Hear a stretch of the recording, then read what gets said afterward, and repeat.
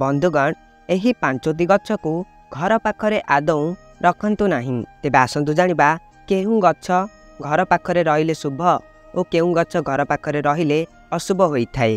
सकारात्मक रहिले घरे बहुत शुभ अर्थात माँ लक्ष्मी कृपा पड़ी थाए। सही गछ होउची गंगशिउली गछ, बेल गछ, अँला गछ, भृसंग गछ एवं तुलसी गछ। ताहले एमिति किछि गछ अछि जाहाकि अशुभ होइथाए। सही गछरे भूत बा पिशाच समस्त नकारात्मक शक्ति बास करिथांती। जदि एही सब गछ आपणक घर सम्मुख में रही थाए ताहले आर्थिक संकट देखा जाइथाए, मानसिक चाप बढ़ाई थाए। एपरि गछ घरे नकारात्मक शक्ति को वृद्धि करिथाए, जो कारणरू घरे वाद विवाद मध्य चली रही थाए। अशांति विशृंखला लगी रही थाए। परिवार जनित समस्या बा धनहानिर समस्या देखा जाइथाए, जहा द्वारा भविष्यत रे हैरान हेबाकू बा असुविधार सम्मुखीन हेबाकू पड़ी थाए। कंता जातीय गछ बा क्षीर बाहारुथिबा गछ घर सम्मुख में रहिले घरर अशुभ बा दारिद्रता देखा देई थाए। घरर स्वास्थ्य बिगाड़ी देई पारे। खजुरी गछ अत्यंत सुंदर होई थाए, किंतु वास्तु अनुसार जो घर सम्मुख में एही वृक्ष थाए सदा सर्वदा काल समय घारी थाए। जेते रोजगार कले मध्य धनर अभाव लगी रही थाए, संचय होई पारे नहीं। बाउंश गछ घर सामने रहिले एही गछरे नकारात्मक शक्ति बास करिथांती। भूत प्रेत एमानकर बासस्थली बाउंश गछ, जहा द्वारा घर उपरे प्रभाव पड़ी थाए।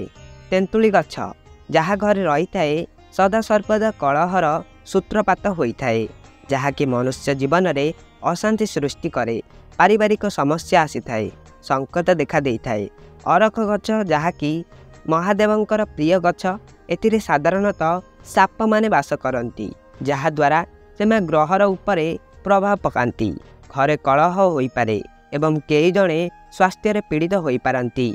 परिवार रे अशांति देखा जिवो। बंधुगण आज आमे आपण मानंकु एपरि किछि अनुचिंता विषय रे कहिबाकू जाउछु, जाहाकू आपण जदि आपणक जीवन रे भल भावे मानि चलंती ताहाले आपण बहुत कम समय रे धनी होई जिवे।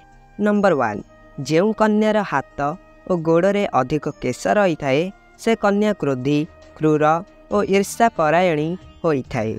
नंबर 2, जेउ पत्नी स्वामी को कटु कथा कहे एवं अन्य पुरुष देखिले खुशी हुए ताहा परिवार सर्वदा अशांति रे कटे। बयसर शेष समय रे शरीर दुर्गंध बाहरे एवं जंत्रणा भोग करे। नंबर 3, सुना जिनिस केबे भी बाम हाथ रे पिंधिबा उचित नुहे।